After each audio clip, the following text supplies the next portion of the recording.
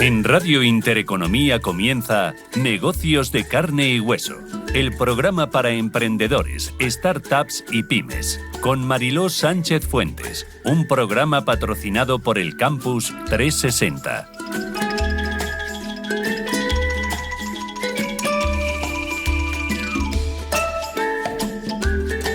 Hola, muy bienvenidos. Soy Mariló Sánchez Fuentes. Esto es Negocios de Carne y Hueso en Radio Intereconomía, el programa de los emprendedores innovadores, las pymes y las startups, pero sobre todo de los que sueñan en transformar el mundo y con sus ideas y proyectos lo hacen realidad.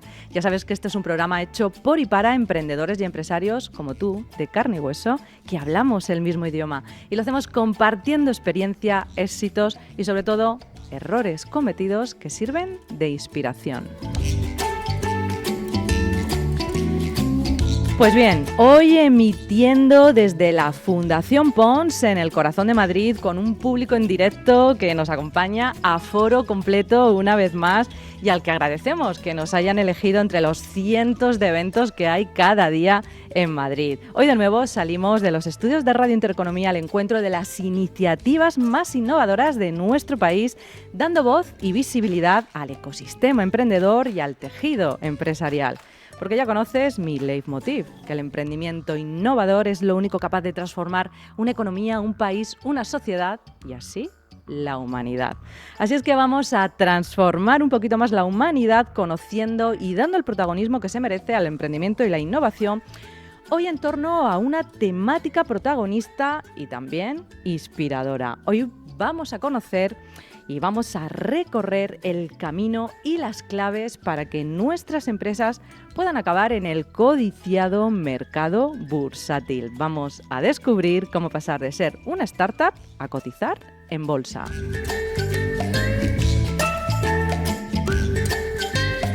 Y mucho me has oído decir que las empresas grandes, esas que todos conocemos y en las que nos fijamos o consumimos sus productos, todas esas grandes compañías fueron en algún momento negocios pequeños. Negocios pequeños que hicieron las cosas bien. Aunque no solo basta con hacer las cosas bien. Hay historias de startups tecnológicas que con una buena ejecución han pasado del garaje al parqué. Y dime, ¿alguna vez te has preguntado cómo es ese camino para que una pequeña startup se acabe convirtiendo en una empresa que cotiza en bolsa? Porque salir a bolsa debe considerarse de manera natural una fase más en el camino del crecimiento y del acceso a financiación que lleva a nuestras empresas al siguiente nivel. Parece que todo el mundo tiene asumido las bases normales de conseguir, de obtener capital. Empezamos con las 3 Fs, se pasa a una ronda de Business Angel para ir pasando a otras más grandes, identificando Venture Capital, Series A, Series B y por el camino ENISAS, CEDETIS, financiación pública, financiación bancaria en algunos casos para circulantes sobre todo, pero muy pocas empresas tienen en su horizonte financiero la posibilidad de acceder al mercado alternativo bursátil. Pues bien, durante los próximos minutos exploraremos juntos los pasos y las claves fundamentales que transforman una idea innovadora en una potencia financiera que acaba en el aspirado mercado bursátil. Estos negocios de carne y hueso y hoy desentrañaremos el misterio de cómo pasar de startup a bolsa. Y lo vamos a descubrir de la mano de los invitados en esta mesa y los protagonistas de hoy que te paso ya a presentar. Contamos con Gonzalo Albero, director general de Fellow Funders, con Blas Simón, director de Capital Markets de Orbin. Contamos con Juan Luis Pedreño, portavoz de Transformación Digital en el Congreso de los Diputados. Álvaro Castro, director de Supervisión de BM Growth. Andrés Ubierna, responsable del Departamento de Capitalización de Empresas Tecnológicas del CEDETI. François Derbae, consejero de Indexa Capital. Antonio Iglesias, director general de Endeavor España, Luis Ignacio Vicente del Olmo, consejero estratégico de Pons IP y Miguel Moneo, inversor y CEO del Campus 360 Group. Saludos a todos, bienvenidos. Ahora sí, ponte cómodo, música y comenzamos.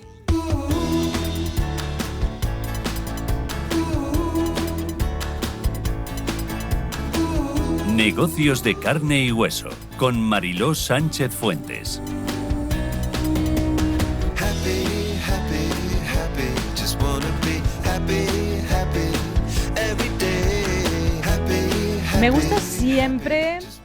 Me gusta siempre comenzar enmarcando un poquito el contexto económico y político en el que nos movemos. Políticamente la cosa está movida ahí fuera, pero vamos a tratar de abstraernos de lo que pasa ahí y centrarnos en nuestras necesidades empresariales. Así es que vamos a comenzar con Juan Luis Pedreño. Es ingeniero y doctor en telecomunicaciones en el campo de neurotecnología, inteligencia artificial y robótica inteligente, catedrático de universidad. Tiene varios premios en la investigación, en la innovación, y ha participado en la tramitación de leyes como la Ley de Startups, la Ley de Ciencia e Innovación o la Ley de Seguridad, Ciberseguridad. Es portavoz de Transformación Digital en el Congreso de los Diputados. Muy buenas, Juan Luis. Hola, muy buenos días, Mariló. Muchas gracias. Bueno, pues comenzamos contigo. Primero, gracias por estar aquí. La que está cayendo ahí fuera ya sabemos cómo está, pero cuéntanos, ¿cuál es esa situación en España sobre el ecosistema de las startups, pero sobre todo esos diferentes mecanismos de inversión para poder tomar las mejores decisiones a la hora de crear y escalar startups? Bueno, pues antes de nada, muchas gracias por invitarme al programa, gracias por compartir. Además, no es la primera vez que lo hago con alguno de los compañeros. Creo que tienes aquí medio ecosistema para lanzar las startups, que aprendamos. Bueno, yo creo que una de las cosas que yo he aprendido, como bien has dicho, durante la legislatura anterior como portavoz de Transformación Digital, tuve la oportunidad de llevar muchas de las leyes que tienen que ver con esto, pero al final todo este recorrido de las startups hasta llegar a un crecimiento, incluso llegar a bolsa, digamos, tiene un ecosistema legal detrás, ¿no? Eso tiene un corsé, que son unas reglas del juego. Y yo lo que he aprendido es que durante la tramitación de todas estas leyes nos encontramos con que parece que son actividades inconexas, ¿no? Que la ciencia va por un lado, la innovación va por otro, la startup va por otro, y de hecho, aquí en el mismo plantel pues tenemos ENISA, CEDET, es que son muchos ministerios, ¿no? La innovación depende de un ministerio, las startups dependen de otra, ENISA depende de otra, etcétera, ¿no? Entonces, yo lo primero que creo, analizando un poco la situación, es que falta, o sea, no está esa conexión hecha, ¿no? De tenerlo todo. Yo he estado mirando algunos datos en algunos de estos, para ver algunos indicadores. Hombre, a ver, en algunos estamos bien, pero en general, en el mundillo de las startups, no estamos bien con respecto. O sea, tendríamos que ser líderes. En España, con el talento que tenemos, sí, con los recursos que tenemos, tendríamos que estar arriba en casi todos los indicadores, incluidas las universidades, ¿no? Y no es así.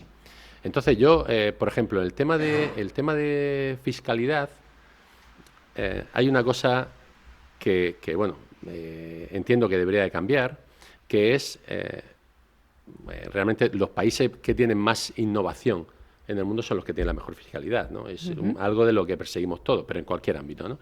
Entonces, ¿qué ocurre? Que la fiscalidad en España, por ejemplo, el 75% va a ayudas y el 25% va a incentivos fiscales, que es algo que no ayuda, es justo al revés. ¿Por qué? Porque la ayuda, te dan una ayuda para 2 años, y tú desarrollas en esos 2 años, pero tienes una incertidumbre total al tercer año, y además una dependencia de las ayudas, ¿no? No va ligado al tema de los incentivos fiscales, ¿no? Esa es una de las consecuencias. Además, hay 8.000 millones de euros de los que invierte el Gobierno en iniciativas de este tipo, donde solo 600 millones están ligados a los incentivos fiscales. O sea, que no todo está con ese paraguas, ¿no?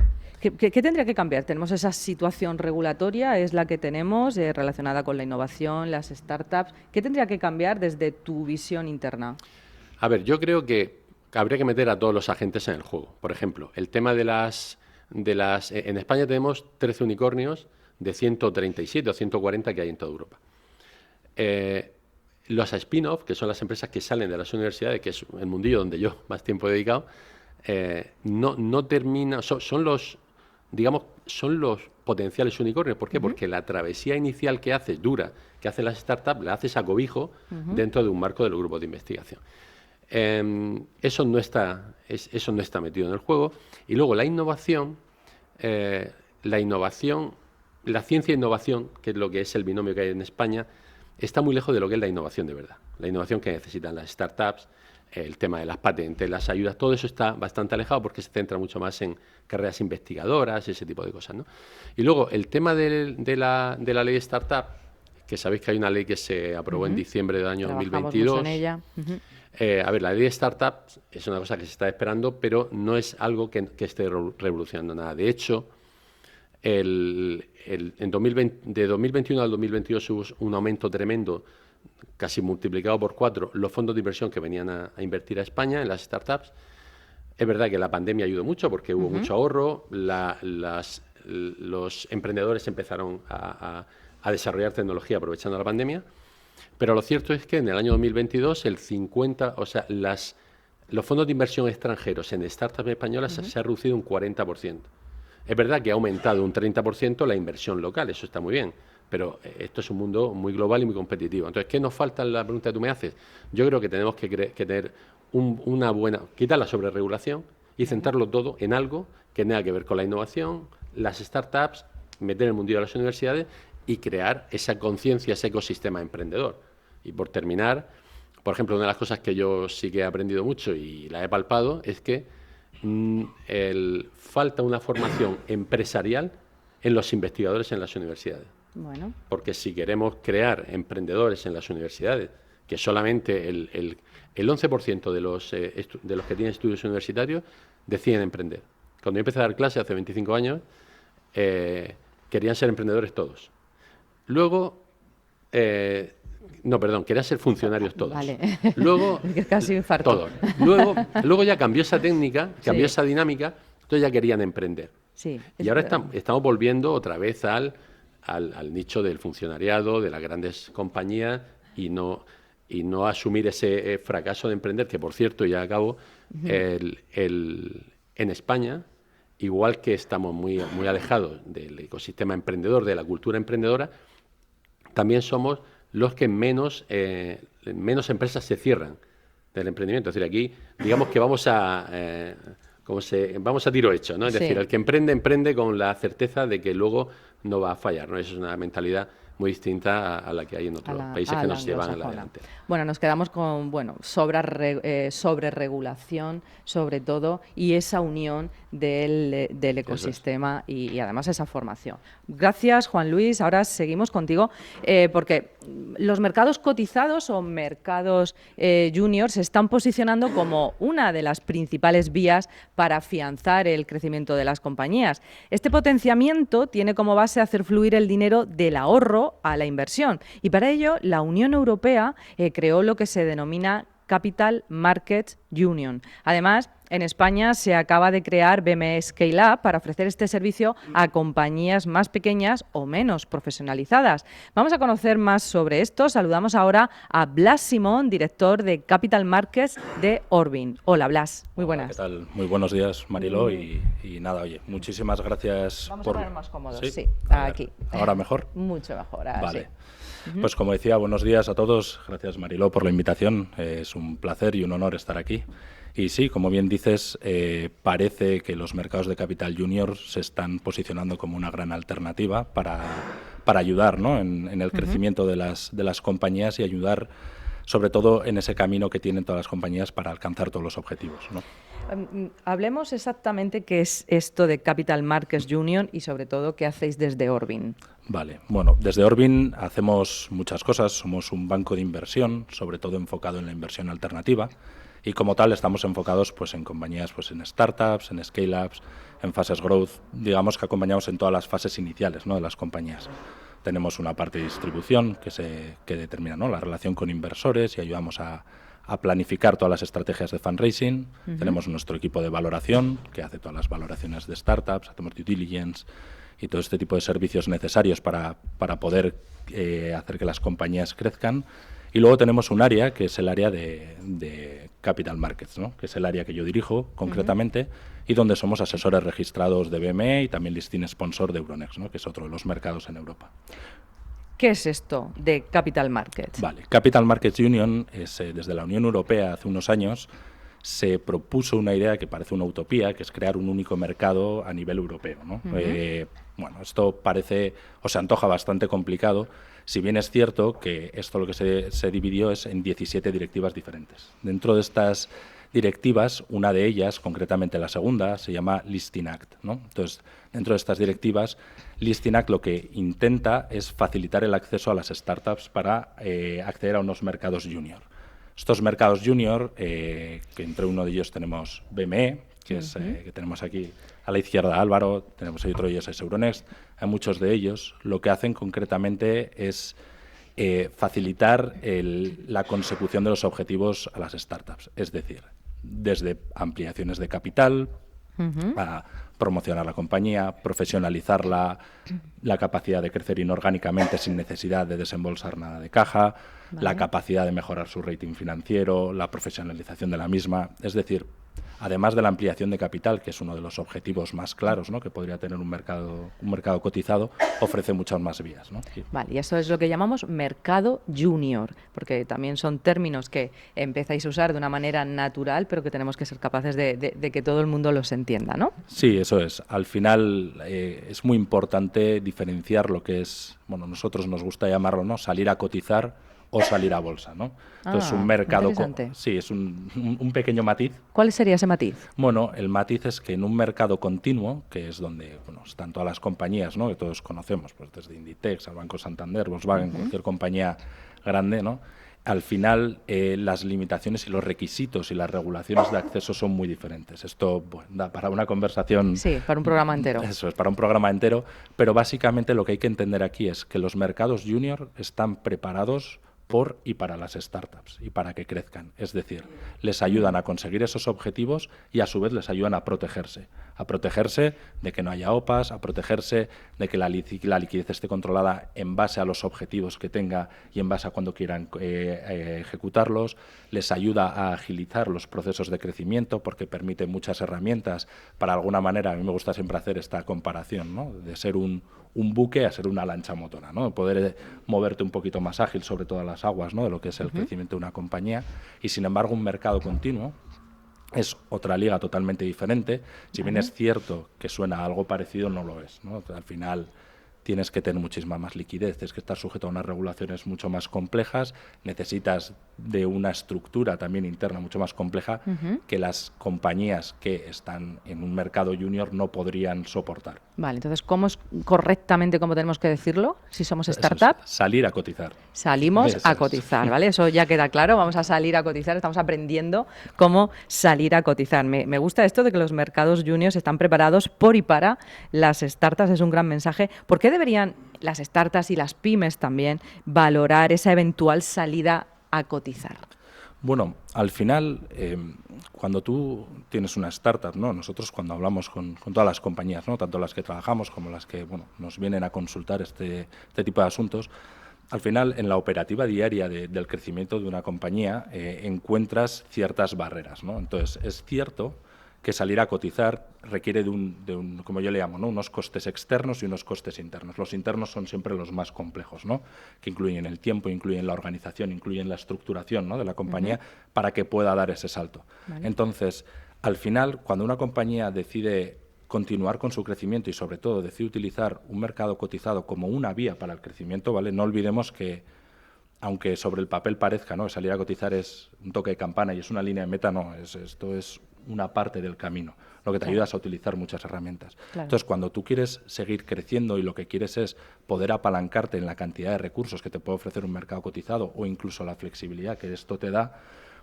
de acceder a un mercado cotizado de alguna manera es cuando permites esa ejecución, ¿no? Entonces, al final, para salir a cotizar tienes que profesionalizar tu compañía, algo que lo hace tremendamente atractivo para poder ejecutar el crecimiento. Es como digamos, una buena excusa, ¿no?, para ello. Te permite tener toda tu información en un sitio público que está regulado bajo la normativa del país en el que estás saliendo a cotizar, más el regulador del mercado. Es decir, te haya una credibilidad, te da un pozo, ¿no?, como así, como quien dice, ¿no? Cuando tú vas, me invento, una compañía española y quiere abrir el mercado alemán, no es lo mismo que no sepas quién es, que, oye, mira, aquí está mi información, esta es mi información de la compañía, la trayectoria que llevo, las proyecciones, lo que sea, ¿no? Y luego, además, sobre todo, te permite muchas herramientas y el acceso a una financiación que de otras vías no tendrías, ¿no? Siempre sabemos, ¿no?, las limitaciones que ha habido siempre por el desconocimiento, ¿no? Oye, yo quiero financiación, pues accedo a un banco. Bueno, ahora mismo ya sabemos que hay muchas más opciones. Dios, Eso afortunadamente.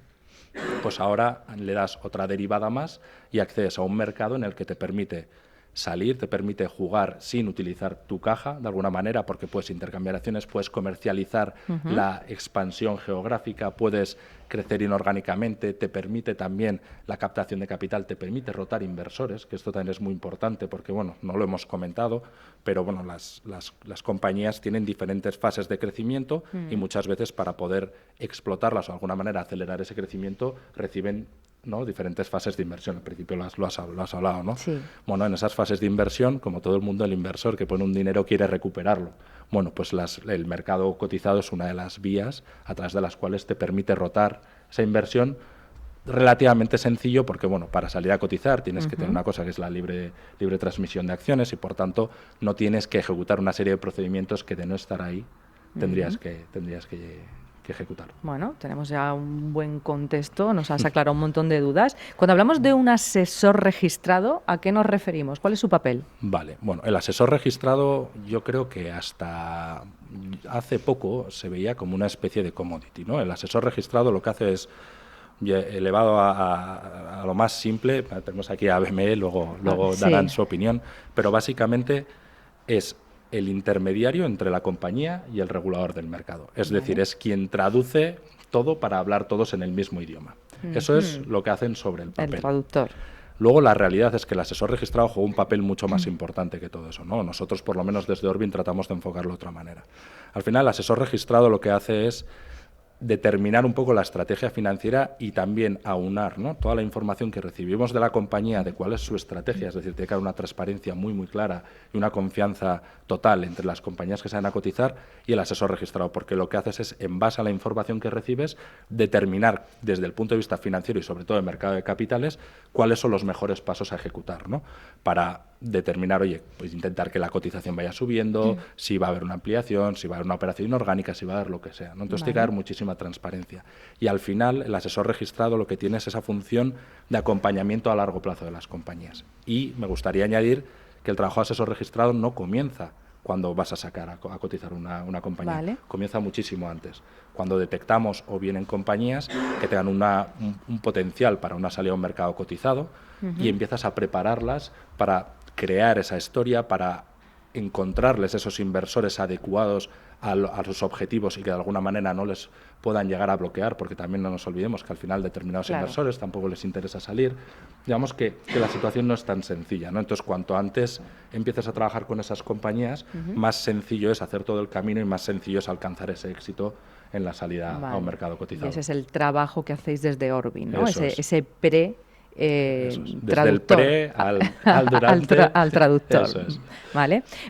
Yo como startup, ¿cómo sé cuándo estoy lista para salir a cotizar? Bueno, esto es la pregunta del millón, pero luego en realidad no es... Esa la voy a preguntar a todos, ¿eh?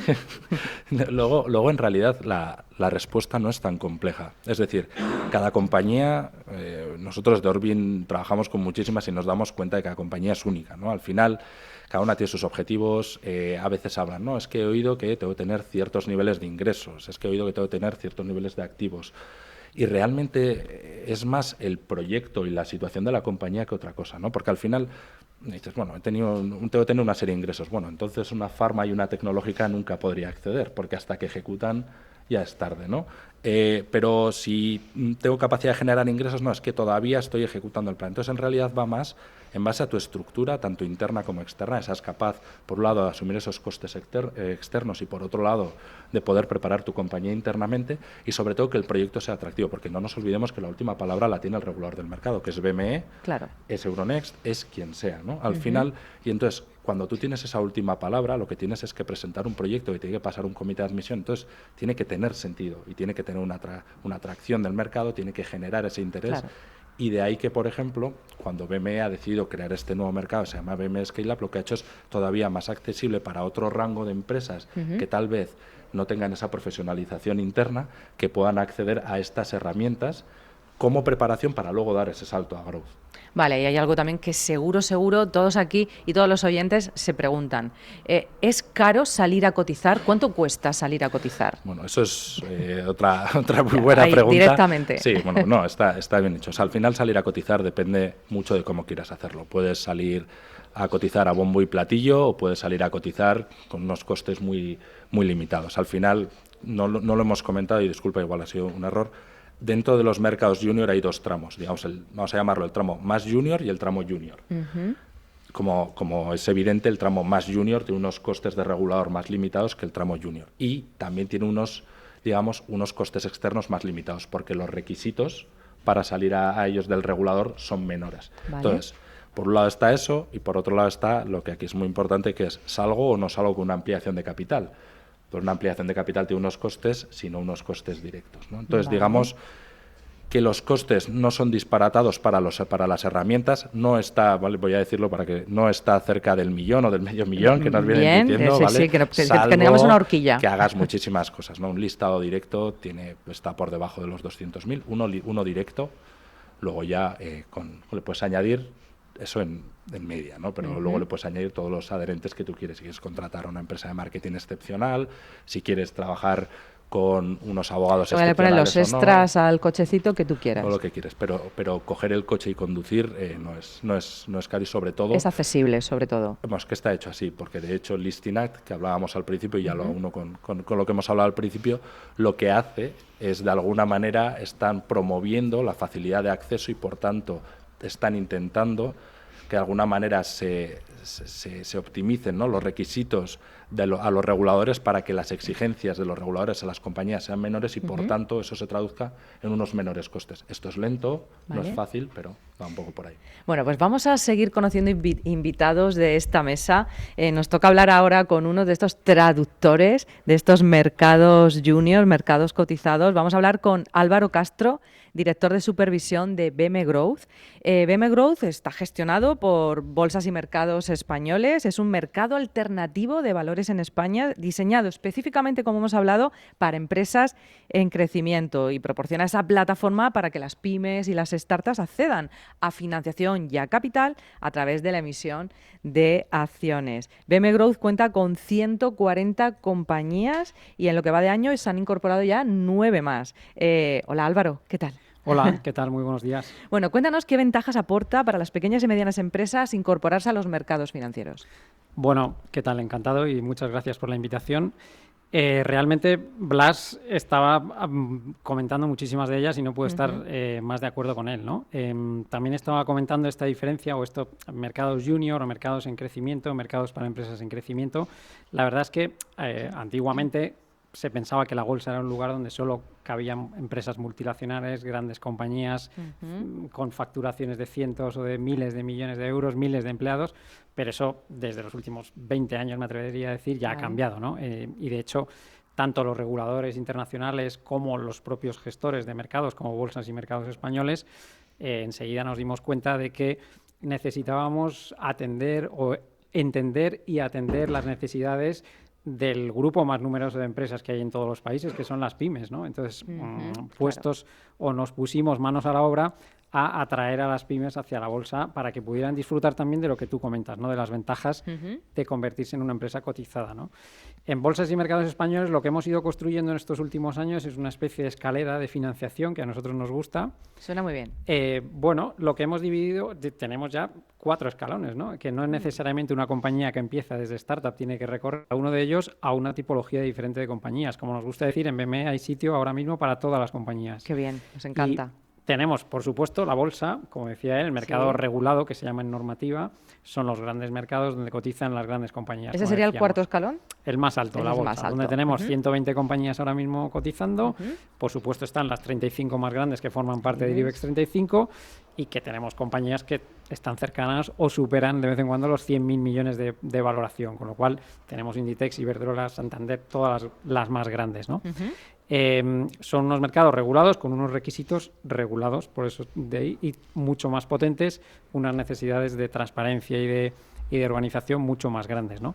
Lo cual hacía que muchas empresas más pequeñas se quedaran fuera, porque era muy costoso cumplir con estos requisitos. Y por eso ya hace, unos cuantos años aparecieron lo que en su momento se llamaron los mercados alternativos, pero que ahora se llaman growth markets o mercados para empresas en expansión, ¿no? No se llaman así por capricho, ¿no? Nos llamamos todos growth con ese apellido, sino porque la Unión Europea o la regulación europea estableció esa etiqueta, ¿no? De tal manera que te hacían una especie de examen. En ese caso, examinaron a nuestro mercado alternativo bursátil y, nos revisaron si cumplíamos con una serie de requisitos de normativa, de transparencia y de todo, y te daban esa etiqueta de Growth Market. Y por eso, en 2020, cambiamos el nombre, cambiamos la regulación y, sin cambiar mucho más, porque ya cumplíamos todas las normas, pasamos a llamarnos BME Growth, ¿no? BME Growth para compañías en expansión, para compañías de diversos tamaños. Hoy en día tenemos, 138 creo que es el número exacto, de las que muchas son, como todo el mundo sabe, SOCIMI, estas empresas del mercado inmobiliario, 76 y 52 son empresas en expansión. Y como bien dices, este año se han incorporado 9 compañías ya. Venimos de 2 años extraordinarios. El año pasado se incorporaron 15, el anterior otras 15, con lo cual estamos encantados con BME Growth, y BME Growth tiene que servir de base para que las compañías crezcan y puedan dar el salto en esta escalera que te decía y pasar alguna vez a ser compañías de bolsa. Vale. Y luego, como me interesa esa escalera, Álvaro. Bolsa es el cuarto escalón. ¿Cuáles serían los otros 3? Si vamos para abajo, el siguiente sería BME Growth, ya lo hemos visto. Vale, de hecho, ese sería el tercero. En la historia de BME Growth ya ha habido 3 compañías que han subido ese peldaño. La más conocida y el gran caso de éxito fue MásMóvil, que llegó hasta el IBEX 35. Pero ha habido otras más. Actris Health o Greenergy han pasado desde BME Growth a la bolsa, ¿no? Al mercado regulado, a la primera división, digamos, ¿no? Si bajamos un escalón más, el segundo, tendríamos lo que acaba de comentar Blas, y este es novedad porque el lanzamiento se produjo el pasado mes de julio y es el BME Scale Up. Ese es el que yo también quería llegar, porque queremos conocerlo también un poquito más. El BME Scale Up. Eso es. ¿En qué consiste este? Bueno, la verdad es que no fuimos muy ingeniosos con el nombre, pero bueno, mejor para que todos nos entendamos. ¿Cuál es el objetivo de BME Scale Up? No, en serio. En BME Growth... sí, cuida con la mano. Todavía se nos escapaban compañías por debajo. Compañías que a lo mejor todavía no estaban preparadas para estar en BME Growth. Por su tamaño, por su grado de madurez, por su grado de desarrollo, por su difusión accionarial, por varios motivos, ¿no? Y entonces, hemos decidido crear un segmento con todavía unos requisitos especiales para estas scale-ups, ¿no? Scale-ups entendidas como empresas que no son startups, ya han dejado de ser startups, ya tienen un negocio ya han probado. Pasado una serie B o incluso C. Eso es, tienen un negocio que ya se ha probado que funciona. Tienen unos ingresos y una facturación en torno al 1 millón de euros, o por lo menos han tenido inversiones necesarias para esa facturación, caso de biotechs, casos de empresas tecnológicas, ya han pasado rondas, han levantado millones para poder financiar ese crecimiento, ¿no? Y sobre todo tienen una etapa, digamos, de 3 años, los últimos 3 años, con unos crecimientos que demuestran una aceleración y una escalabilidad, ¿no? Eso es lo que comúnmente se conoce como scale-ups y que parece, según los datos públicos que se manejan, que en España es un número que no para de crecer y que en la actualidad debe haber en torno a 500 de estas, ¿no? Tenemos a Antonio de Endeavor, que luego nos dará los datos de las scale-ups. Fenomenal, nos encanta también ese segundo escalón. ¿Y el primero cuál sería, Álvaro? Y el primero lo lanzamos hace unos 5 años. No es un mercado propiamente dicho. O sea, mercados como empresa cotizada, como él dice, tendríamos Scale, Growth y la bolsa. Sí. Pero sí que teníamos sí que vimos esa necesidad cuando hablábamos con los empresarios de que no tenían ni idea, con perdón, de lo que era la bolsa, ¿no? Totalmente. De qué es lo que tenían que hacer para convertirse en empresa cotizada. Y entonces lanzamos una especie de academia, una especie de lugar de entrenamiento. Es una iniciativa que se llama el entorno premercado, en el que acogemos a compañías no necesariamente pequeñas, pueden ser compañías grandes, pero que nunca se han acercado a los mercados de capitales. Las incorporamos dentro del paraguas de BME, con lo cual empiezan a disfrutar de esa visibilidad que te da ya estar dentro de BME. Son compañías que tienen esa vocación de convertirse en algún momento cercano en compañías cotizadas y les damos, lo primero, un programa formativo súper práctico, eminentemente práctico, que lo damos los propios profesionales de la bolsa, pero también contamos ya con 26, si no me equivoco, son ya 26 colaboradores o partners, que les llamamos, del entorno premercado, que nos ayudan con esa formación, que nos ayudan también a atraer a inversores para que conozcan a estas compañías y que, como no, nos ayudan también a atraer compañías a este entorno premercado.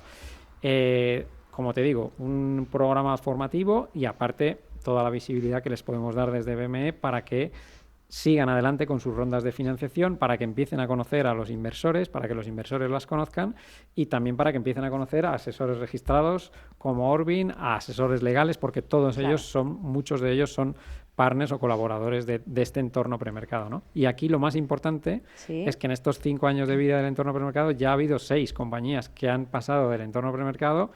En ese caso no existía Scale-Up, saltaron ya directamente a Growth, ¿no? Con lo cual tenemos 6 casos de compañías que han aprovechado esa formación para saltar a Growth y convertirse en cotizadas. Bueno, pues yo no sé vosotros, pero yo por fin me he enterado con esos 4 escalones, pues bueno, de los pasos que hay que ir dando y cómo todas las empresas podemos estar en cualquiera de esos escalones. Una explicación magistral. Muchas gracias, Álvaro. Vamos a seguir conociendo invitados de esta mesa porque en el proceso de salida a bolsa siempre es importante contar con otros financiadores que también han validado esa viabilidad y esa escalabilidad de las empresas y, en cierta manera, dan seguridad adicional al proyecto y al inversor. En España, ENISA y CEDETI son los organismos del Ministerio de Industria y de Innovación que suelen acompañar ese acceso a financiación.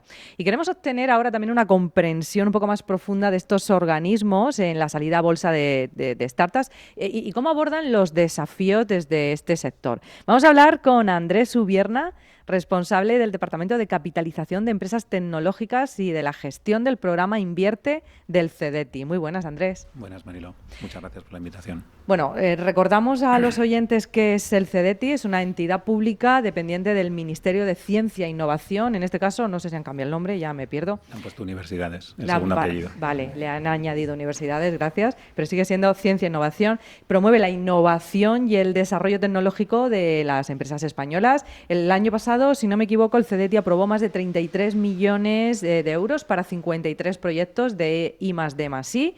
Pero cuéntanos sobre el programa Invierte y la dimensión y la actividad que tenéis. Bueno, en CEDETI nuestra actividad principal es tratar de promover y facilitar que las empresas españolas sean más competitivas a través de la inversión en investigación, desarrollo e innovación. Y esto lo hacemos, nuestro core business es las ayudas que concedemos a empresas que están realizando esas actividades, que las concedemos a través de préstamos participativos o subvenciones, préstamos parcialmente reembolsables o subvenciones. Vale. Y esto supone un volumen de actividad anual de unos 1.000 millones de compromisos por nuestra parte. Entonces, es una actividad muy significativa, tenemos una presencia muy relevante financiando la actividad de I+D en nuestro país.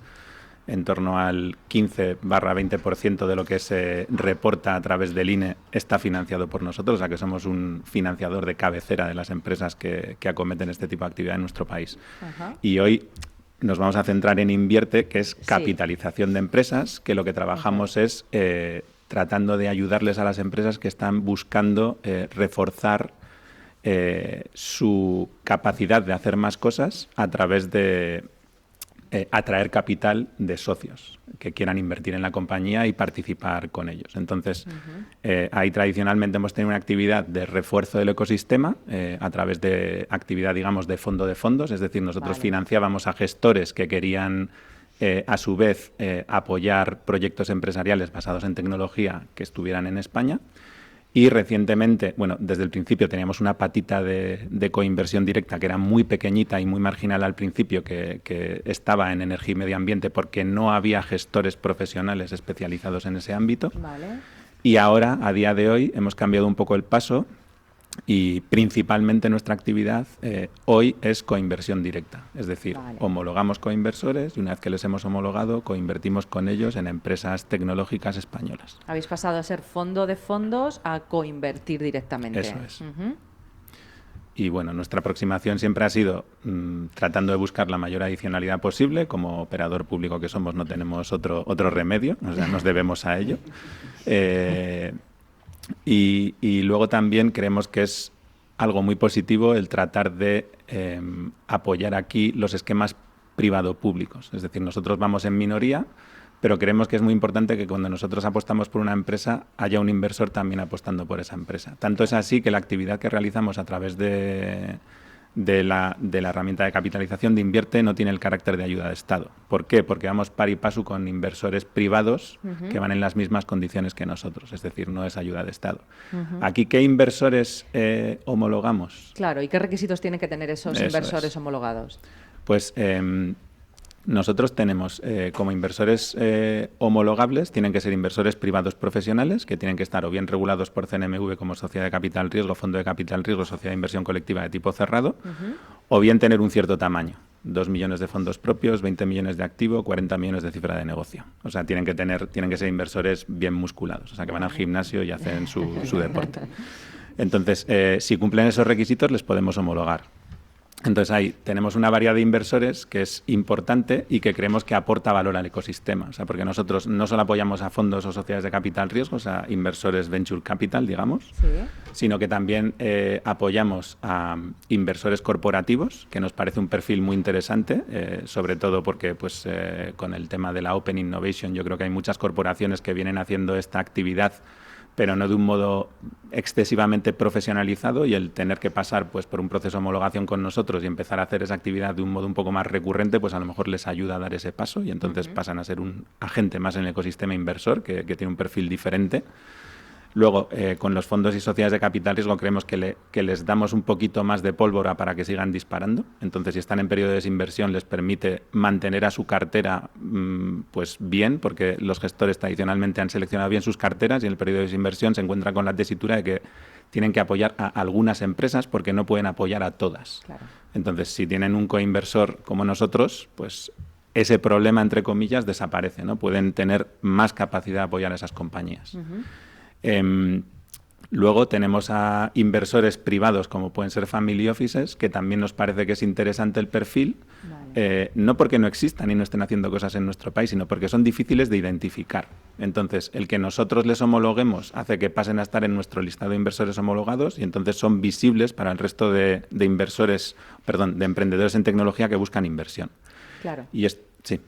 Sí, y en cuanto a las empresas, las startups que buscan inversión, cuéntanos también un poquito. ¿Qué tipo de empresas son? ¿Qué tipo de empresas pueden acceder a vuestra inversión y con qué tickets?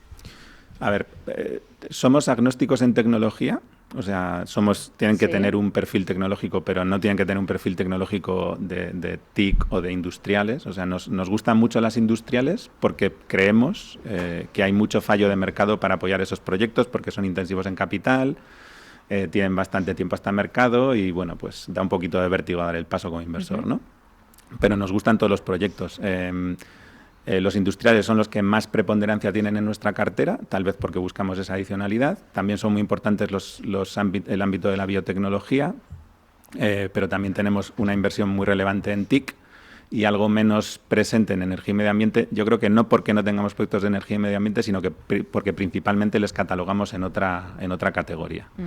En cuanto al tamaño de ronda, nos movemos en rondas que van desde los 500.000 euros de aportación nuestra hasta 10 millones de aportación nuestra. Wow. Y apalancamos entre el 50 y el 90% de lo que pone el inversor privado. Entonces, si combinamos, estamos en rondas que pueden estar en el entorno del 1.000.000 de euros hasta el entorno de los 30 millones, nosotros y nuestros coinversores homologados, pero pueden participar más en la ronda.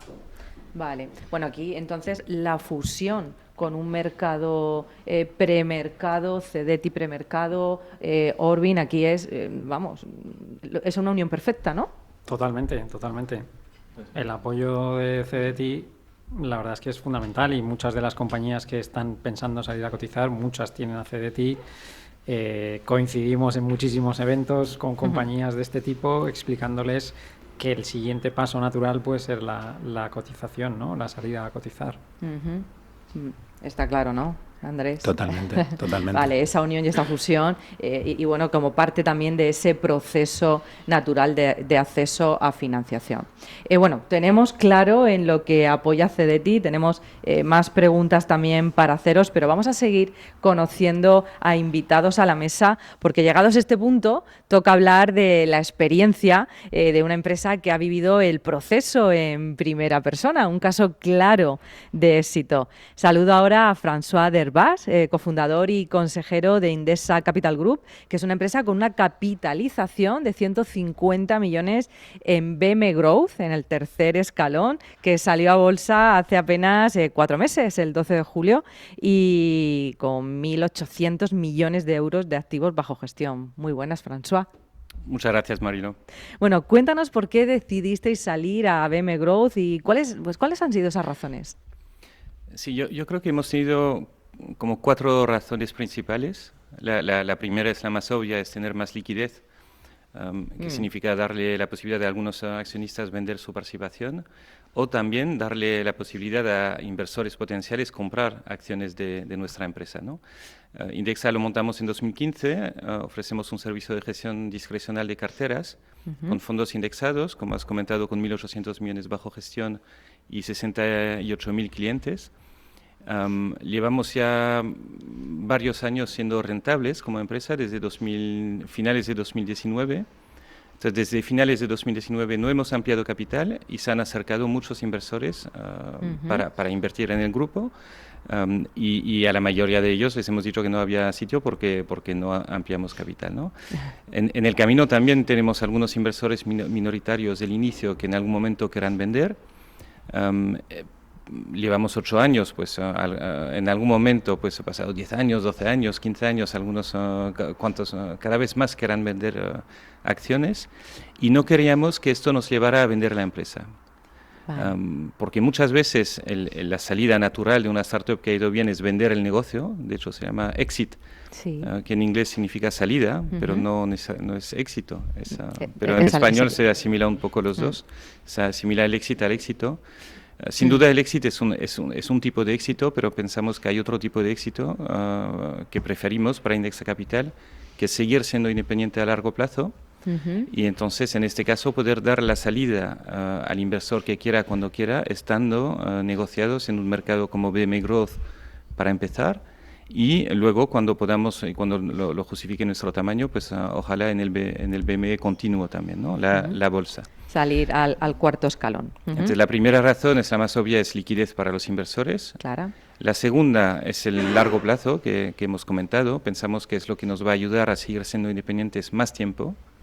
La tercera es la confianza que puede dar a los clientes nuestros, y eso lo ha comentado también Álvaro antes. El Indexa Capital como sociedad de gestión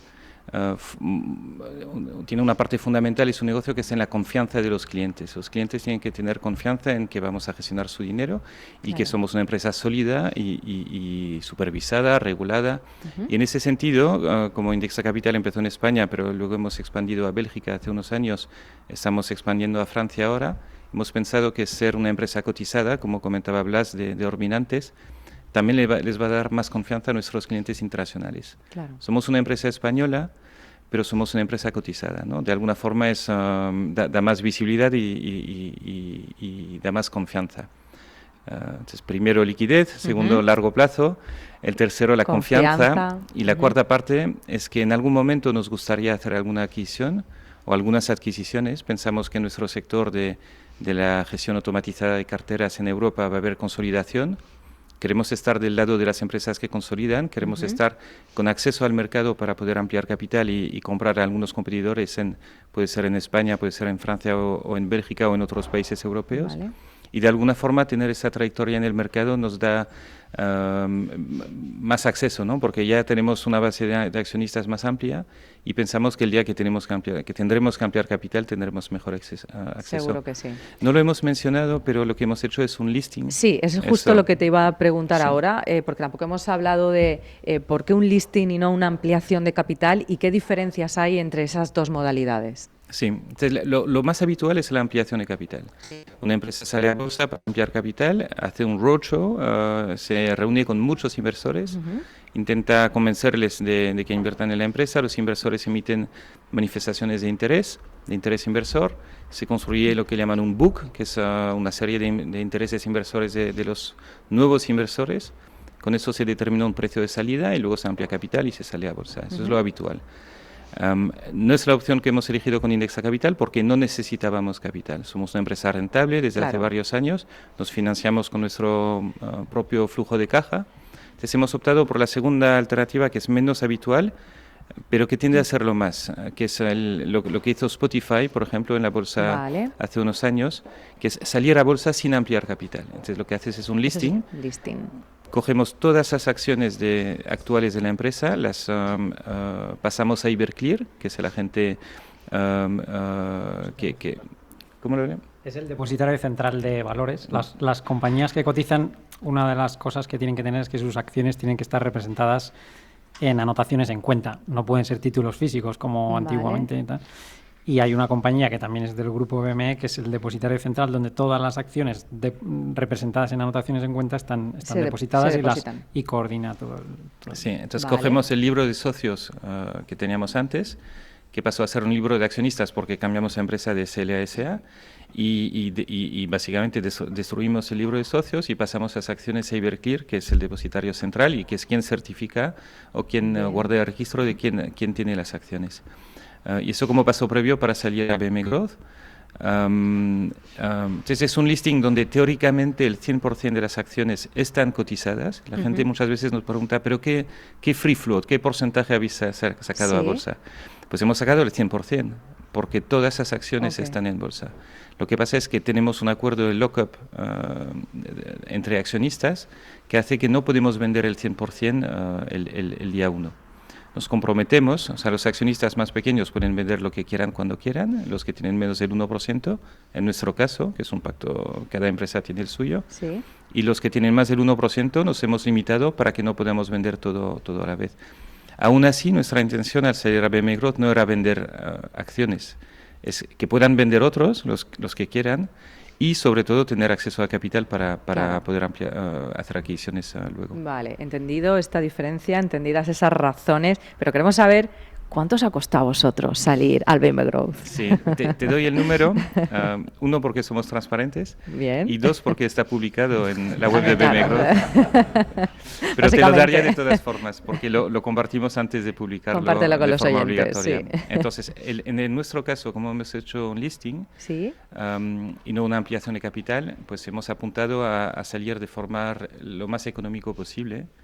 Y nos ha costado 130.000 euros de coste directo de la salida, sin contar con el trabajo interno, que es mucho trabajo, pero coste directo 130.000 al principio, y luego hay un coste recurrente que es más o menos 130.000 también, recurrente anual. Entonces, mi recomendación para la empresa que se plantea si salir o no a BM Growth, por favor, sería pues que como mínimo cuente con 130, pero yo creo que puede ir hasta 300 realmente. Vale. De 130 a 300.000 de salida, 130 a 300 de recurrente, depende de los proveedores y de la extensión del servicio que les contratas. Hay que contar con un montón de proveedores. El asesor registrado, en nuestro caso, es Orbin, ya lo hemos comentado. Pero también tienes que contratar una due diligence legal, una due diligence financiera. Hay que tener, obviamente, las cuentas auditadas. En el caso de un listing hay un valorador independiente. Hay un registrador central que es Iberclear, hay costes de BM Growth también, luego costes legales que no están incluidos en los costes directos, es decir, hay un largo etcétera, es costoso en tiempo y en dinero, y esos son los datos de BM Growth. Ahora para Scale Up supongo que será menos, y para el continuo supongo que será más. Que un poquito más, efectivamente. Bueno, nos encanta conocer también esa horquilla, y sobre todo lleváis poco tiempo, son 4 meses apenas. ¿Ha valido la pena, François? Yo creo que sí. Muy importante, no lo vemos como un objetivo en sí. No teníamos el objetivo de salir a bolsa como meta. De hecho, tuvimos una larga discusión sobre el símbolo del toque de campana, porque lo veíamos como si fuera Claro. el final, ¿no?, de la carrera, y nosotros lo veíamos más bien como un paso más. Sí. Un paso más en nuestra trayectoria, un paso más en nuestro desarrollo a largo plazo, un paso más también para llegar al mercado continuo después. Yo creo que ha valido la pena porque nos ha dado mucha visibilidad, eso está clarísimo. Hay un antes y un después en cuanto a medios. También a confianza de los clientes. Está claro. Creo que somos un caso de éxito, de startup que sale a bolsa en lugar de vender el negocio. Y te diría, lo que más nos cuesta ahora es el paso de auditoría anual que teníamos antes, no auditoría, pero revisión limitada, que es como si fuera una auditoría semestral. Eso me parece bastante Es el pesado, siguiente porque paso. tienes este ciclo de auditorías en lugar de cada 12 meses, pues lo tenemos cada 6. Bueno. Pero bueno, eso es Nos parte del irás coste. contando, porque como caso de éxito te vamos a querer seguir de cerca y que nos vayas contando también toda esa evolución a lo largo de los años y cuando paséis al siguiente escalón ya a bolsa directamente. Desde luego, de hacerlo, hay que hacerlo de mano de expertos, de profesionales que acompañen ese proceso como Orbin. Vamos a saludar ahora a Gonzalo Albero, director general de Fellow Funders, la plataforma de referencia de Equity Crowdfunding, que ya ha captado 50 millones de euros con los que ha financiado 80 proyectos de startups y pymes innovadoras y que está aportando muy buenas rentabilidades a sus inversores. Por supuesto, forma parte del grupo Orbin. Hola, Gonzalo, cuéntanos, ¿qué tal? Hola, ¿qué tal, Marino? Encantado de estar aquí otra vez más. Bueno, de cara a los inversores que invierten en plataformas de equity crowdfunding como Fellow Funders, poder ofrecerle rondas en formato pre-IPO, que se llama el término, que son proyectos que van a salir a bolsa próximamente, esas son oportunidades de inversión muy claras, ¿verdad?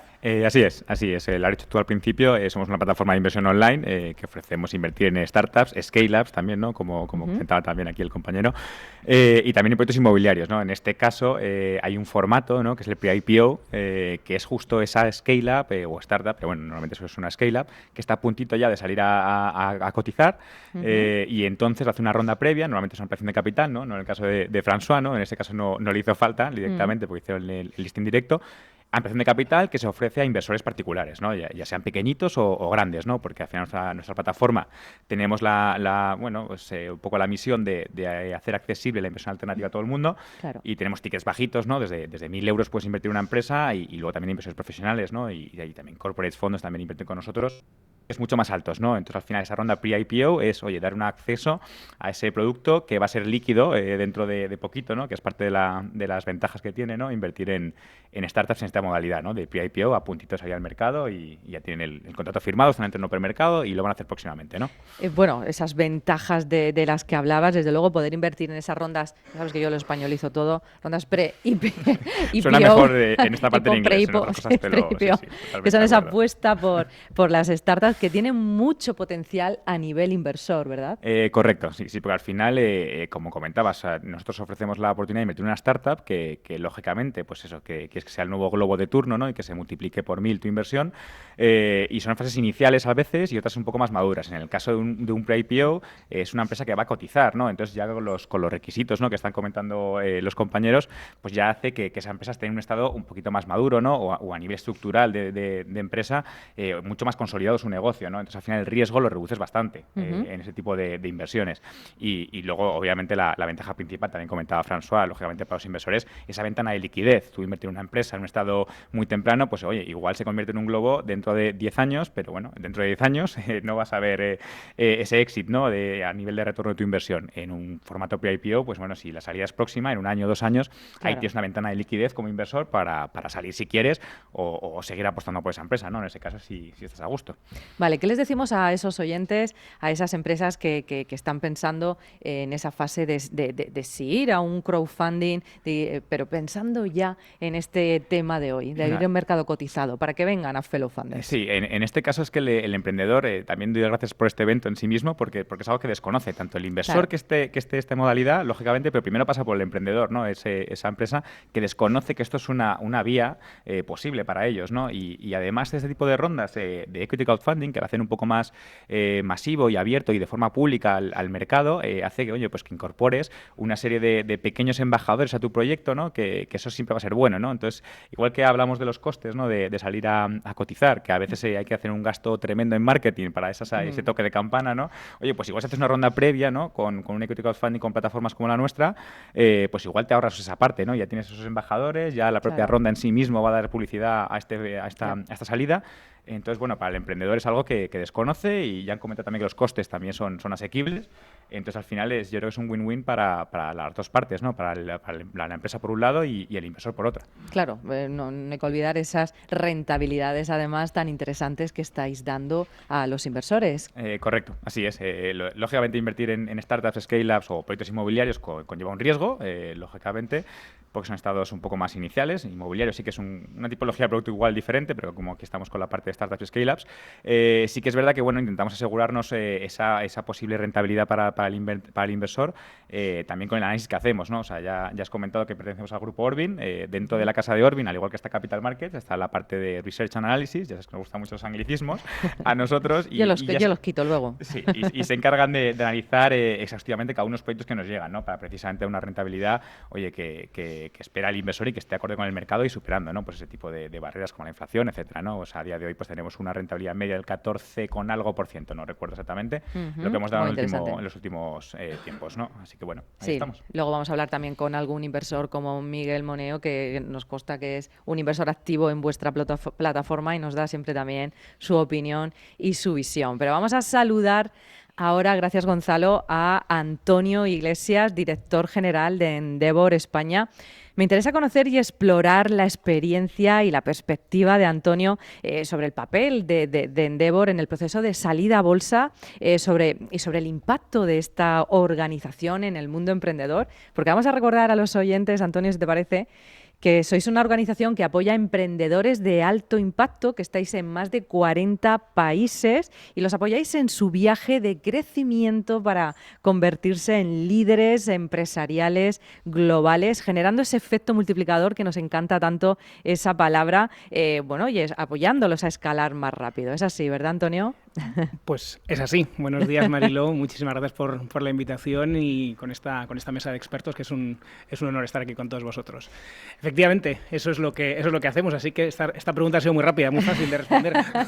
Claro, pero era como el pie para ponernos también en situación, que no se nos olvidara ese contexto, porque estáis, como digo, apoyando a emprendedores de alto impacto en 40 países, 40 mercados distintos. ¿Cómo contribuye esta diversidad global a la experiencia y al apoyo que brindáis a las startups, Antonio? Déjame que empiece un poco con el por qué hacemos lo que hacemos, ¿no? La filosofía de Endeavor.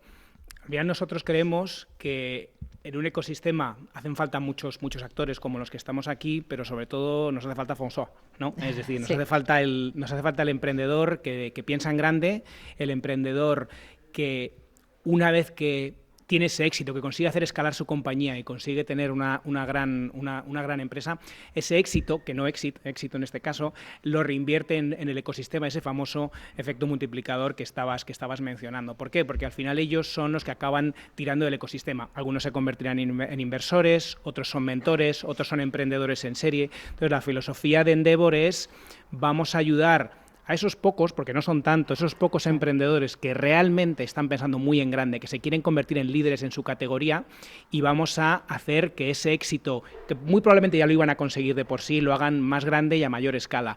¿Por qué es relevante en nuestro caso ser una red internacional? Pues porque cuando llegas a ser líder en tu país, probablemente ya te quedas falto de referentes locales, ¿no? Y ahí es donde nosotros creemos que podemos aportar algo que no existe o que existe menos en el ecosistema, que es: oye, te vamos a traer a ese emprendedor que está en Estados Unidos, que está en Brasil, que ya es 10 veces más grande que tú y te va a seguir ayudando en tu fase de crecimiento, ¿vale? Entonces nosotros nos apoyamos mucho en esta red internacional. Tenemos desde el año 97, en el que empezó Endeavor, tenemos más de 2.500 emprendedores que han sido seleccionados dentro de la red. Y al final, como digo yo, siempre hay alguien más grande que tú que te va a poder ayudar.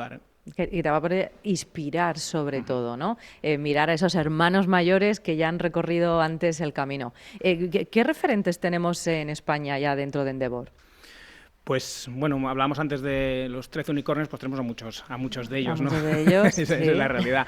Por pensar en algunos, pues hemos mencionado a Glovo, tenemos a Wallbox, Cabify. tenemos Cabify, tenemos pues Clickars, tenemos Factorial, pues algunas de las grandes empresas que más salen en prensa, ¿no? Al final, una cosa muy interesante, ¿no? Suelen salir mucho en prensa cuando tocan los mercados de capitales, ¿no? Cuando hay rondas de financiación, cuando hay potenciales salidas a bolsas, pero tenemos algunas otras empresas que son maravillosas, estupendas, que jamás han levantado dinero y a lo mejor son menos conocidas, ¿no? Yo siempre pongo, por ejemplo, el ejemplo de Smarttic, ¿no? Una grandísima empresa, pero ellos, como nunca han levantado dinero, pues al final salen menos en prensa, pero realmente creemos que todos los modelos son válidos. Sí, es que somos pocos medios tratando de dar difusión a todo lo que pasa, por más esfuerzos que hago yo por dar visibilidad a todo, a veces no llegamos. Cuéntanos cómo veis desde Endeavor ese papel crucial también en la salida a bolsas para las startups que respaldáis. Para mí, sobre todo lo que es el mundo del camino de la financiación, que es uno de los 3 grandes pilares en los que apoyamos en Endeavor, lo ha hecho muy bien antes François, depende mucho de tu estrategia. Es decir, no tienes por qué financiarte en un sitio o en otro, no tienes por qué financiarte de fuera. Yo cuando conozco a un emprendedor que me dice, la he montado yo solo, mi empresa es rentable, me financio con mi caja, digo, madre mía, qué maravilla. Eso sí que es un unicornio. Eso sí que es un unicornio y no lo demás, ¿no? Entonces eso es una maravilla, ahí lo queremos todos, ¿no? Entonces yo creo que depende mucho de tu estrategia. Pasa por crecimiento acelerado o no. Es decir, es un mercado en el que ser el más rápido es fundamental o no. Si no lo es, pues a lo mejor financiarte no tiene sentido, o financiarte fuera, ¿no? ¿Es una expansión internacional o no? Si tienes expansión internacional, aquí ya tienes que empezar a pensar no solo si te financias, sino con qué herramienta. Es decir, esto tiene que ser dilutiva, no dilutiva, puedes apoyarte en ayudas públicas o no. Y luego, si incluso decides salir al mercado o buscar inversores privados, ¿dónde tienen que estar esos? ¿No? Porque a veces creo que es una decisión estratégica. Al final, una de las cosas que a mí personalmente me da un pelín de rabia, ¿no? Es que vemos que muchos... la salida a bolsa, en nuestro caso, todavía es una cosa bastante excepcional y cuando lo ves, incluso muchos se plantean directamente ir fuera, ¿no? Porque al final sus mercados están fuera o sus inversores los que incluso que ya tienen en la empresa son de fuera y les animan a ir fuera. Entonces yo creo que eso tiene que depender sobre todo de la estrategia que tiene el emprendedor y la empresa. Estrategia fundamental y sobre todo también ese llamamiento a integrar que esta opción es posible pues dentro por eso esta intención de unir a tantos agentes del ecosistema. Todos nos necesitamos, todos somos parte de la cadena y ese engranaje es el necesario, ¿no? Desde ahí, desde esa visión, desde tu perspectiva, ¿cómo impacta esa salida a los mercados, en la capacidad de estos emprendedores de influir en el desarrollo económico de los ecosistemas? Pues realmente de muchas maneras, ¿no? Lo primero, y una cosa que se me olvidó decir antes, es para mí el hecho de salir a bolsa en sí mismo, pues bueno, lógicamente te da acceso a todas estas herramientas de las que hablábamos, pero muchas veces nosotros dentro de Endeavor hablamos de que es una buena práctica estar listo para salir a bolsa, aunque no vayas a salir a bolsa. Creo que ya hemos hablado... Piensa en grande y tenlo ahí. Ya hemos hablado de que esto te requiere más reporting, te requiere una serie de instrumentos de gobierno internos, que yo creo que son muy buenos. ¿Qué ocurre? Que la salida a bolsa en sí mismo para mí es uno de los grandes pilares también del efecto multiplicador, hemos hablado, creo que en varios de los ponentes lo han comentado, que es esa mayor visibilidad. Para mí, como yo lo veo, si un emprendedor consigue salir a bolsa, automáticamente, lo queramos o no, se convierte en un referente o en más referente, ¿no? Has visto que como un emprendedor, a mí sobre todo me encantan estas historias que han empezado desde abajo, de una persona que realmente viene de la educación pública, ¿no? en España y consigue llevar una empresa a bolsa. Para mí lo que ves es cómo se cumple el ciclo vital de la empresa. No se cumple porque para mí es una cosa muy importante. La salida a bolsa no es más que el principio, no es el final, pero en el momento que sales a bolsa ya hay una sensación de pues esto ha sido un éxito, ¿no? La empresa tiene viabilidad de largo plazo porque si no, no saldría a bolsa. Si no, estos señores no lo dejarían salir a bolsa si no viéramos esa viabilidad. Y automáticamente yo creo que es una fuente de inspiración para muchos otros emprendedores que dicen, oye, pues puedo montar una cosa que realmente me sobreviva a mí, que yo creo que es una de las grandes aspiraciones de muchos emprendedores, ¿no? Que sus proyectos vayan mucho más allá que ellos mismos. Desde luego, me quedo con eso que has dicho, esa fuente de inspiración para muchos hermanos pequeños que miren a los grandes y que es el principio principio. Salir a, que no lo estamos diciendo, bueno, lo estamos diciendo bien, en el cuarto escalón es salir a cotizar, ¿verdad, Blas? Salir a cotizar, salir a bolsa, es el principio y no es el fin. Muchas gracias, Antonio. Luego seguimos, porque si alguien además sabe también del proceso completo de financiar una startup o una empresa o una pyme en todas sus fases y acompañarla en todo ese proceso, es Miguel Moneo, que es inversor, es experto en financiación de startups y en mercados financieros y CEO del Campus360.com, la mayor plataforma de financiación y formación para emprendedores y pymes. Hola, Miguel. ¿Qué tal, Mariló?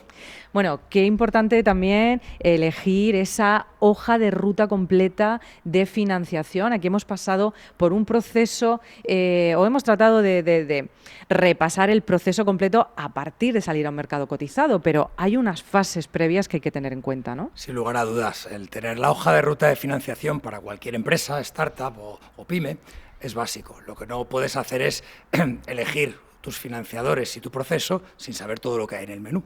Y hoy en día en el menú hay un menú gigantesco. Antes, hace 20 años, tú ibas a pedirle dinero al banco en general y no había más.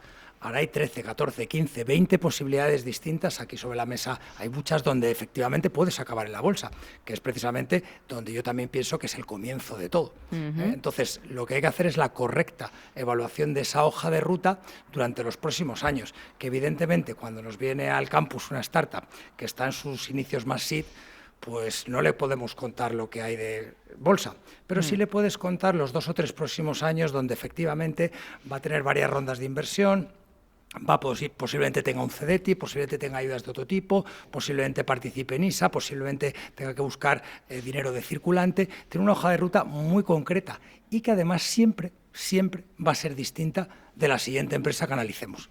Porque ya lo han explicado por aquí, cada empresa es única en sí misma. Y la estrategia de cada empresa es distinta. Entonces, en función de lo que el emprendedor, la pyme o la startup nos cuenta, elaboramos la hoja de ruta de los próximos 2 o 3 años donde... Insisto, lo de salir a bolsa no es el final, efectivamente. Yo también pienso que es el principio. Es importante reforzar esa idea, ¿no? Independientemente de la fase en la que estás en fase seed, en fase pre-seed, en fase scale-up. Aquí hemos hablado de términos de anglicismos, pero bueno, son las distintas fases en las que puede estar tu proyecto emprendedor, tu proyecto empresarial, y en función de eso vas a requerir de unas necesidades de financiación u otras, y sobre todo tienes que saber y poder llegar a esos financiadores. Conocerlos a todos es imposible. Entonces, ponerse en manos también de alguien que te facilita ese diagnóstico de situación, ese dónde estás y dónde quiero llegar de mayor, y que te ponga delante los inversores, los financiadores adecuados, ¿verdad? Mariló, de todas las sesiones que hemos tenido, miles de sesiones, no ha habido ni una sola que hayamos acabado diciendo ya lo sabía todo. Siempre hay algo que no sabes, siempre hay alguna opción distinta de la que te imaginas, siempre hay alguna ayuda, una subvención, una financiación o algún tipo de financiador que desconocías. Y en el mundo financiero y en las fintechs que hay hoy en día, la cantidad de productos nuevos que surgen, hay que estar al día también. Esto es como los médicos que tienen que estudiar para todo. Pues hay que estar continuamente al día para saber cuál es la mejor solución. Acabamos de explicar que BME tiene una serie de productos nuevos de hace ¿cuánto? ¿Meses? Claro. Pues estos no existían antes, hay que estar al día de absolutamente todo. Y eso es lo que te va a hacer que en tu hoja de ruta te podamos acompañar correctamente, el conocerlo todo. Bueno, pues si entran en el Campus360.com pueden acceder a esa hoja de ruta, hablar con Miguel y hacer ese análisis, diagnóstico de tu situación financiera. Miguel, en tu opinión, ¿por qué una startup querría salir a cotizar? Bueno, yo creo que yo me voy a quedar con la primera opción que ha hablado François, el tema de la liquidez. Al final la liquidez es buena, es una prima en sí misma. Una empresa que tiene liquidez vale más que una que no lo tiene. Si mi empresa capitaliza 50 millones antes de la liquidez, después de la liquidez tienes que poner un precio mayor. ¿Por qué? Porque existe una transmisibilidad de los títulos, cosa que normalmente las startups, con los distintos pactos de socios y lo que aprietan los fondos de venture, en los pactos de socios, no tiene esa libertad de transmisibilidad. Entonces, automáticamente el hecho de estar listada, ya has ganado dinero. Me da igual que haya costado 130.000 euros, pero estoy seguro que el rendimiento es mucho mayor solo por haberlo hecho. Entonces, esa es la diferencia en la que tus antiguos inversores, que posiblemente provengan de una plataforma de crowdfunding como la de Fellow Funders, puedan salirse de esos proyectos y meterse en otros, porque no es el perfil de inversor que tienes ahora. Ahora necesitas otro perfil distinto de inversor. Y el estar listado el estar listado y cotizando, es lo que te va a dar ese nuevo cambio. Para mí la liquidez es fundamental y que pueda existir una negociación tiene valor en sí mismo. Bueno, pues muchísimas gracias, Miguel Moneo. Vamos a cerrar las intervenciones de esta mesa que está siendo, vamos, súper útil, una masterclass en toda regla, con Luis Ignacio Vicente del Olmo, consejero estratégico de Pons IP, la consultora y agencia líder en gestión de patentes y marcas en España. Y es que las startups que se plantean salir a cotizar tienen que gestionar su tecnología para identificar sus activos y valorarlos adecuadamente de forma que incremente el valor de la propia empresa. Y muchas veces, pues bueno, pues se olvidan también de esa herramienta, pues de que la mejor herramienta para ello es la gestión estratégica de los derechos de propiedad industrial e intelectual. ¿Verdad, Luis Ignacio? ¿Lo he dicho bien? Lo has dicho perfectamente. Primero, muchas gracias por invitarme a esta mesa en la Fundación Pons. ¿En tu casa? En mi casa, soy consejero de esta casa y bienvenidos obviamente. Y de verdad, como decía Miguel, estoy aprendiendo muchísimo. Entonces, ese aspecto fundamental. Perdona, sigue. Decir, continuando lo que decías, efectivamente, o sea, yo creo que el reto que tenemos hoy, como comentabas, Pons IP es la empresa líder en España en la gestión de activos de propiedad industrial. Tenemos 27.000 clientes, muchos de ellos startups, muchos de ellos pymes que ayudamos a crecer. Nuestra visión es cómo acompañamos a nuestras empresas, a clientes a cumplir esos sueños. Y la cuestión que tenemos hoy es que la mayor parte de los activos, cuando entramos en esa valoración de las compañías, en estos perfiles de pymes o startups, obviamente no podemos ir a múltiplos de EBITDA, que es lo que era habitual, ¿no? A lo mejor de empresas más grandes. Entonces tenemos que ayudar a valorar esa tecnología. Tenemos que valorar una cosa que llamamos los activos intangibles, que es algo que todavía en las escuelas de negocio estamos aprendiendo a gestionar, y ahí es donde consideramos, como decías muy bien, Marilo, que la gestión de la propiedad industrial e intelectual es una herramienta fundamental para la gestión de esos activos. Nosotros no somos abogados, claramente asociamos la propiedad industrial en este mundo de abogados, somos fundamentalmente científicos, ingenieros, economistas, y intentamos ese reto de poner un valor a las empresas que aspiran a salir a bolsa, como estamos comentando. Desde luego que sí, nos olvidamos de de ese activo intangible. ¿Están las startups españolas gestionando bien su tecnología? Pues hombre, yo creo que ha mejorado mucho en los últimos años, como comentaba ahora Miguel, pues tenemos herramientas, pero todavía nos queda en relación fundamentalmente con el mundo anglosajón, ¿no? O sea, yo creo que es habitual cuando entramos a valorar esas compañías, acompañando incluso a business angels o a empresas que están invirtiendo, a veces vemos un gap de información, ¿no? O sea, nosotros hacemos preguntas para saber si esa tecnología pues es de la empresa, de la universidad, en los casos de spin-offs, o saber exactamente cuáles son sus activos, y muchas veces vemos que esa información no se tiene, ¿no? O sea, yo creo que las startups, cuando empiezan en este magnífico viaje, tienen que ser conscientes de cuál es su valor, cuál es su conocimiento, y hablo de valor, no solo valor monetario, sino cuál es lo que estamos planteando ahí. Yo creo que estamos mejorando, pero todavía tenemos que considerar que este tipo de cuestiones, mucho de lo que estamos comentando aquí, no es la cuestión de nuestros asesores financieros, no es la cuestión de nuestros abogados, es algo fundamental del CEO, del emprendedor, que lo tiene que ver como algo estratégico, ¿no? Es importante también conocer para una startup que no esté familiarizada con el mundo de la propiedad industrial, de esos activos intangibles, ¿qué tiene que saber? ¿Cómo empezar?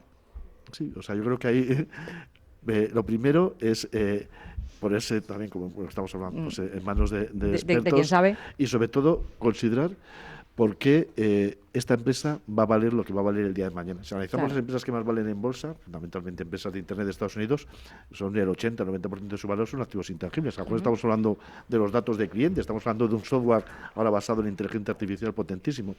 Pues tienes que ser consciente de que eso es lo que vale. Nosotros, eso es decir, en el mundo latino, nosotros tenemos mucha presencia, mucha cultura del activo inmobiliario. Todos conocemos lo que es incluso el concepto de usufructo, que aquí lo conocen las abuelas y los abogados americanos no saben lo que es, pero nosotros no sabemos a veces quién es el dueño de la tecnología que tenemos en nuestras compañías. Tenemos que tener esa conciencia y a partir de ahí pues ya tenemos que identificar cuáles son esos activos, cómo protegerlos y cómo ponerlos en valor. La cuestión no es si es patentable en una tecnología, sino ya, como estamos comentando aquí, si para mi estrategia de crecimiento me interesa patentar la tecnología. Desde luego, para salir a un mercado cotizado, patentar tu tecnología, registrar tu tecnología y valorar tu propiedad industrial es clave.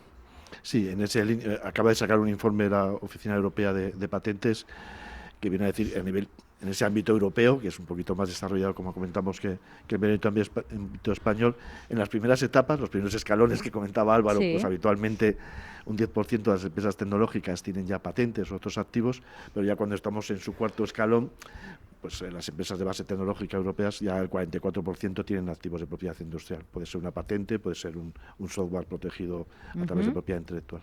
En vuestra opinión, ya también desde Pons IP, ¿en qué momento, que ya vamos a esta pregunta, sabéis que os la voy a hacer a todos y ya podemos coger los micrófonos a discreción, ¿en qué momento una startup debe preparar su salida a bolsa incluyendo con su patente, tiene su registro, su patente, y cuándo dar ese paso, Álvaro? Luis Ignacio, perdón. Sí, gracias. Sí, yo creo que lo que es prepararse casi desde el comienzo, de la idea, ¿verdad? ¿no?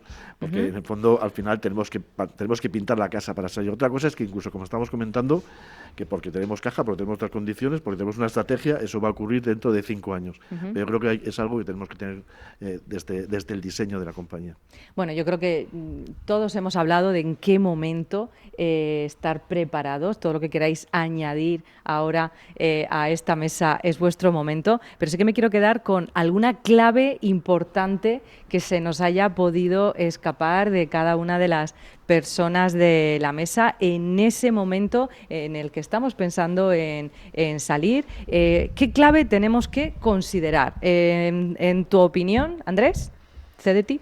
A ver, yo creo que aquí es muy relevante el que la empresa, pues lo que se decía antes, ¿no? Que internamente esté preparada para dar ese salto, que se haya rodeado de buenos compañeros de viaje que compartan esa filosofía de vida, porque muchas veces, pues yo creo que ya ha salido en la mesa, los timings y los objetivos de los socios de una compañía no son compatibles del todo con una salida a bolsa. Entonces yo creo que la salida a bolsa tiene que ser compatible con todos los socios que tiene la compañía y tiene que ser una estrategia de compañía y de grupo. O sea, tiene que ser algo que esté consensuado. No es buena idea tratar de salir a bolsa a los emprendedores solos si el resto de socios, digamos, están en una posición un poco contraria a esa salida a bolsa. Me encanta que lo hayas dicho porque no lo hemos mencionado hasta ahora, pues la importancia de tener un equipo interno a nivel también financiero, comunicativo, que sea sólido, ¿no? Es clave.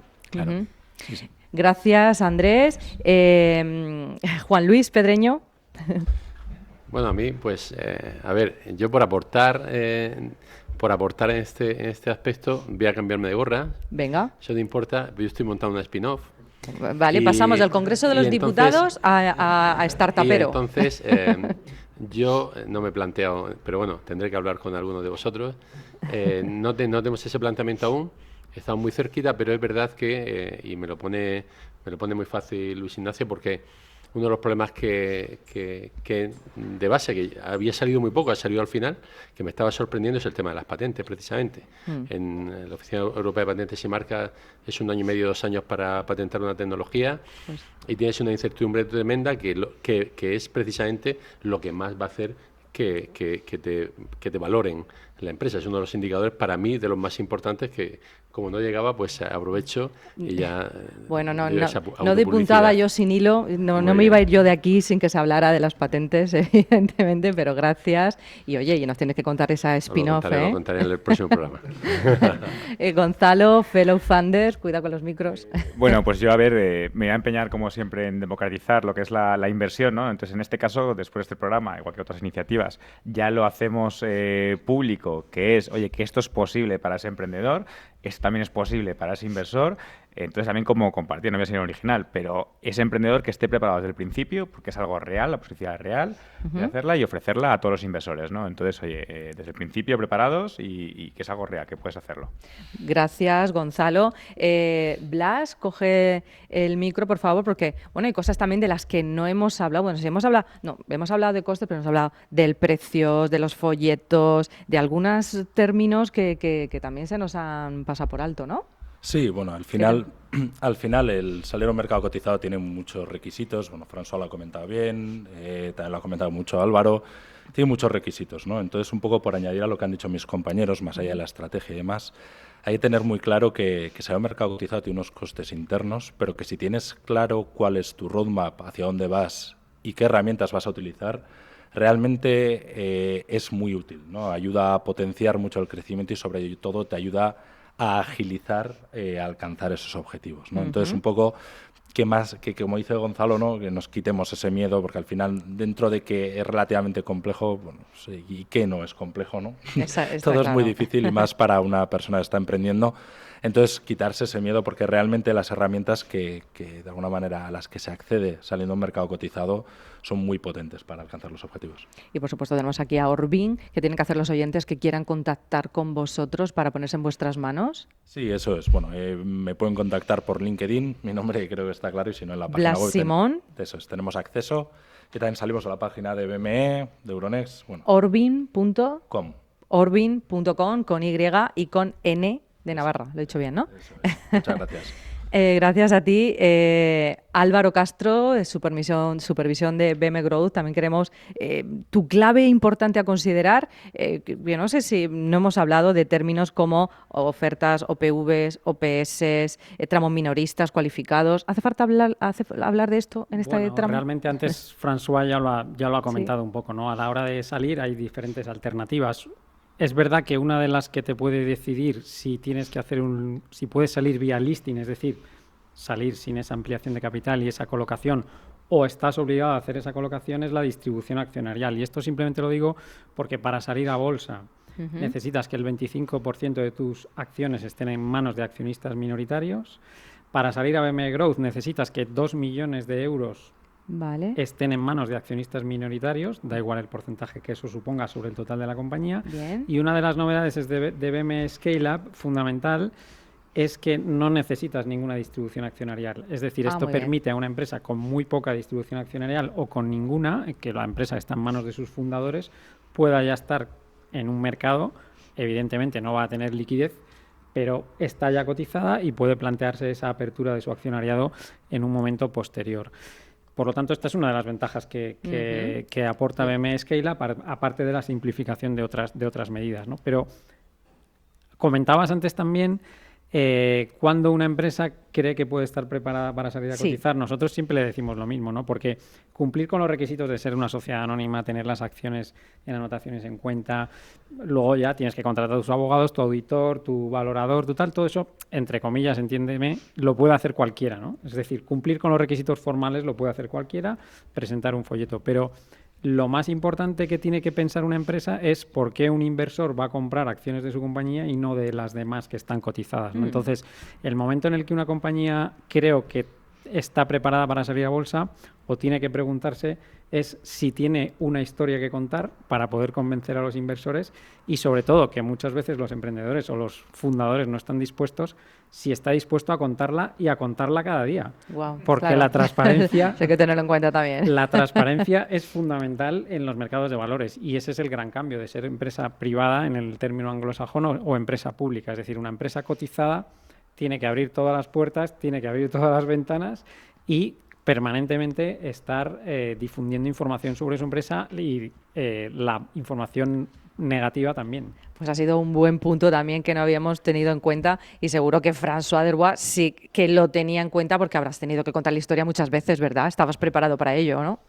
No, la contamos muchas veces y estamos encantados de contarla, vamos. Y las que hagan falta y las que queden, sí, ¿no? Sí, sí. Entonces, Indexa Capital Group, no lo mencioné antes, pero son dos empresas. La principal, la más conocida, es la que tiene más clientes también, es Indexa Capital. Sí. Y luego tenemos la otra empresa que es Bewater Funds. Eso es. Es menos conocida porque es solo para inversores profesionales. Sobre cuándo salir a bolsa, yo insistiría a todo emprendedor, todo empresario, que lo más importante siempre son los clientes. Entonces, que esto no de salir a negociar en BME Growth o salir a bolsa o búsqueda de financiación, todo esto, pues no nos quite de mente que la prioridad son los clientes, ¿no? Tener clientes contentos, con ello estar creciendo y, si posible, creciendo de forma rentable. Bueno. Otro buen punto, de estar pensando en los clientes constantemente. Miguel Moneo, yo creo que bueno, también te lo pregunté antes, pero bueno, también con tu experiencia en tantos años creando productos derivados en mercados financieros, pues bueno. Sí, yo además he tenido la suerte de trabajar con con las empresas top del IBEX 35 en el manejo de sus acciones y toda la cantidad de cosas que se pueden hacer. El mero hecho de cotizar, como hemos dicho antes, es un super plus para todos. Yo creo que, salvo que la empresa sea tuya y no quieras contar nada porque tengas que esconder algo, el resto son todo ventajas, no existen inconvenientes. Se puede utilizar para financiarse, se puede utilizar como colateral las acciones, se puede utilizar para compras estratégicas, de 1000 maneras distintas. Lo único importante es que antes de dar ese paso, pues hablar con alguien que sepa lo que va a pasar cuando estés cotizando, las cosas buenas y no tan buenas que te puedan pasar, porque en general la mayoría de las cosas que yo preveo son positivas. Bueno, pues con esa clave también nos quedamos, con ese consejo, todo es positivo. Antonio Iglesias, por rematar ya, pues bueno, yo creo también ese mensaje inspirador y ese llamamiento también a todas las empresas que sueñan en grande, ¿verdad? Pues yo voy a retomar lo que acabas de decir tú. Yo creo que es súper importante, pienses en grande o estés empezando o estés en el momento de escalar, de asesorarse. Dejarte asesorar, porque los emprendedores tienden a ser grandes tecnólogos, incluso grandes personas de negocio, y a veces dejamos un poco de lado aquellas cosas que son un poco más, que como que sentimos que se meten en el camino, ¿no? Y yo siempre les digo a los abogados, a los emprendedores, tener desde el momento que montáis la empresa un buen abogado, idealmente un buen director financiero, que os ayude a poner la casa en orden al principio, porque es muy fácil, entre comillas, ponerla en orden cuando eres muy pequeño, pero cuando eres muy grande y tienes un empresón, ponerla en orden es muy complicado, y no os imagináis la cantidad de veces que nosotros estamos en las empresas revisando pactos de socios, que es al final, es entonces, tremendo. cuando Buen llegas a ese apunte punto, también. entonces yo creo, animo a todo el mundo a que piensen en grande, que vean la salida a cotizar como un gran paso en el camino. Creo que es una grandísima herramienta para nuestros emprendedores, tanto desde un punto de vista de darse a conocer como de tener más herramientas para financiarse y seguir creciendo. Y yo lo que espero es pues en breve ver el Google español. Bueno, pues con eso nos quedamos también, con ver muy pronto el Google español. Ahora abrimos en un momento los micrófonos al público para que puedan hacer preguntas a estos ponentes. Tenemos también un cóctel y un networking ahora esperándonos. Pero bueno, en definitiva, por hacer un poco de resumen a este pedazo de mesa, esta masterclass, yo creo que, y considero que debutar en bolsa, bueno, cotizar, salir a cotizar es una opción cada vez más interesante para las firmas tecnológicas que quieran captar capital más allá de los fondos de inversión. Desde las etapas iniciales hasta la llegada a mercados bursátiles, hemos descubierto hoy el proceso que transforma visiones innovadoras en potencias financieras. Un hito que marca el paso de un juego de tamaño pequeño a uno de alcance internacional y que abre puertas a oportunidades de financiación, pero también trae consigo una serie de desafíos y decisiones que redefinirán el futuro de la empresa y que hoy aquí hemos puesto encima de la mesa. Hemos tenido el privilegio de contar con expertos y líderes en la materia que nos han puesto luz a todos estos desafíos, a los que agradezco su presencia y su experiencia, y me quedo con que pasar de startup a bolsa o a mercados cotizados no es solo un hito financiero, es una contribución valiosa al desarrollo económico, la innovación y la creación de ecosistemas emprendedores prósperos que hacen crecer una economía y un país. Hasta aquí este especial de negocios de carne y hueso de Radio Intereconomía. Gracias a estos invitados, a este público que nos ha acompañado y a ti por seguirnos cada día y hacernos líderes de audiencia. Recuerda que puedes volver a escuchar este programa en las plataformas digitales, seguirnos en redes sociales. Gracias por estar ahí. Adiós.